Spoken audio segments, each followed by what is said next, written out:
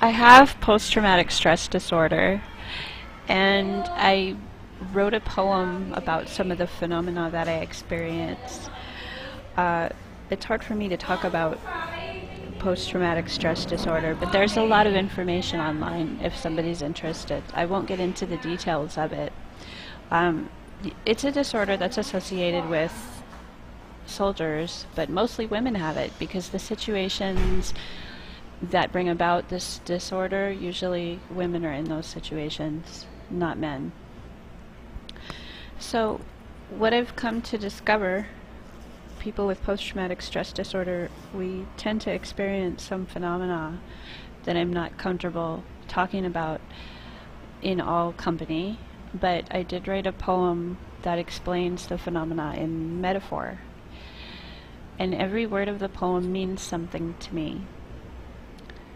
The only thing I really feel comfortable saying is that people that experience trauma have a higher incidence of experiencing the phenomena that Carl Jung calls synchronicity, for whatever reason. And I'm uncomfortable with people calling symbols in your life and metaphors in your life. I'm uncomfortable with people calling those things messages from God. And so I just think it's a natural mechanism that we have, and I also think it's a mechanism that doesn't work very well because things are very imperfect right now and we're a bit alienated and abandoned by God. So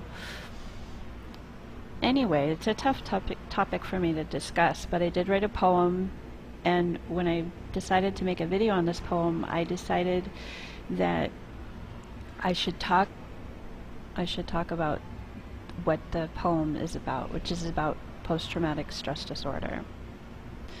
So, enjoy. The pierced sky princess and her weed garden. Sky princess has been selected through piercings to carry the seeds of her signs. They sprout into symbols. She lives in a house of mirrors and metaphor. She walks through forests of banded trees and clay-footed statues perpetually falling and smashing to pieces. Her piercings let the light of the sky through, but the sky is cluttered and askew with sin and noise. All of the sky has been caused and will return to pure beauty, but for now is filled with unclean birds and expressions of every sort. When her seeds sprout what the well-meaning sky has planted through her agonies, there should be blooms of beauty, and there are some indeed, but for now, she is a vessel of confusion, continually weeding her sky garden. It's hard to be in a position where you feel you have to express things that your average person is just not going to understand. But there it is. I mean, that's why we have poetry, and I feel compelled to write it.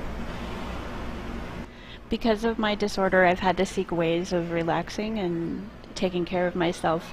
So I end up in some deep meditative states sometimes, and I'm able to have visions, and there's some other phenomena associated with that.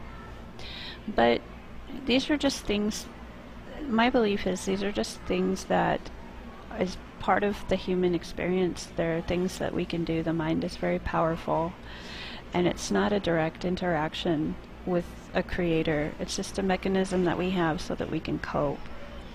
And so I don't want to be misled by anything that I see. I feel that it's just a reflection of me and who I am, and anything that I see or any meditation experience that I have is reflective of me and my insides and not necessarily a creator. So that's all I wanted to say about that. Some of the things that I've experienced are similar to the descriptions that I read about shamans. Not as intense, because I can't do these things for long periods of time. But in the descriptions that I read of shamans, it almost always says that there's trauma that's associated with what they do. And when people ask if they can be one, or how do I become a shaman, they said you really don't want to, because it's a lot of pain and it's a lot of trauma.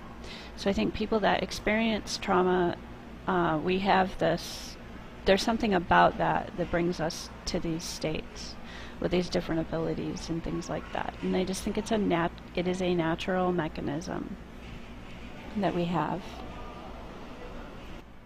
For me, I'm drawn to people that are very outgoing and busy and feel that the meaning of life is actually keeping busy. It's part of their psyche, and that's actually who I'm surrounded with. So I'm a little bit odd man out when I need time to myself.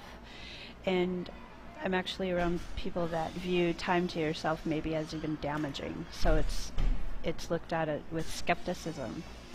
And that's kind of hurtful to me, but I understand it. And I choose these people over other people because for many reasons, but one, it's going to supply balance to me. Two, they're not wrong. But we need balance. But anyway, I bring that up because I think people with post-traumatic stress disorder or depression, different things like that, they feel different from other people, so they could relate to that. As long as I have time to myself, I really am okay with what I go through. If something sets me off, I'd have to deal with that. I have to relax. And sometimes that upsets other people's routines, and so that's too bad. We have to take care of ourselves. It's interesting to note that Buddhists enjoy meditation, and they don't believe in a creator at all. It's completely removed from their form of worship. So it's something to consider. They actually believe they're interacting with themselves, kind of like I said. And I'm not a Buddhist, but I also don't want to have problems with the phenomenon that I face. When people have no idea what they're facing, they tend to ascribe God to it. It's been done throughout human history. It's just something people do, and I just really don't like it because our opinions of God are so tiny and small, and when we ascribe things to him, we make him absurd. And he's not absurd if he exists. He's somebody that would make sense beyond what we do. So seeing Jesus in a tortilla, the Catholic depiction of a blonde, blue-eyed hippie in a tortilla, that doesn't even resemble a Jew from the 1st century. That has nothing to do with God. That's, in my opinion. And so it's along those same lines. The meditation experiences. Is it worthwhile to determine what you're going through during a meditation and what yourself is telling you? Sure, but that's a vicious cycle because ourselves are not perfect and we're not tuned into anything perfect, in my opinion. That's how I'm looking at it.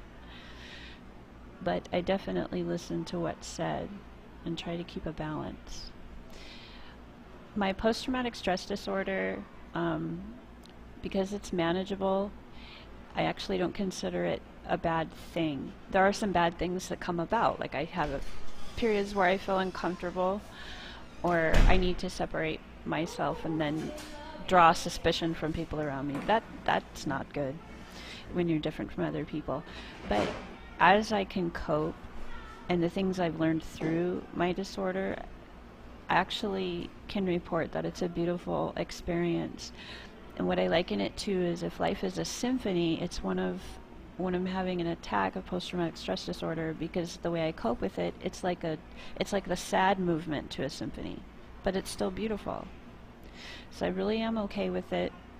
I don't like being disconnected from my fellow man or being in a position where they don't understand me. But all in all, it's a beautiful situation.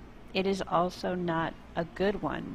So I'm not saying that it's good, but I'm saying that it's a manageable situation, and that the humanity that I go through and the life experiences that I get are beautifully sad. And that's what I mean. And it's a little bit hard to articulate. That's why I use the metaphor with the symphony.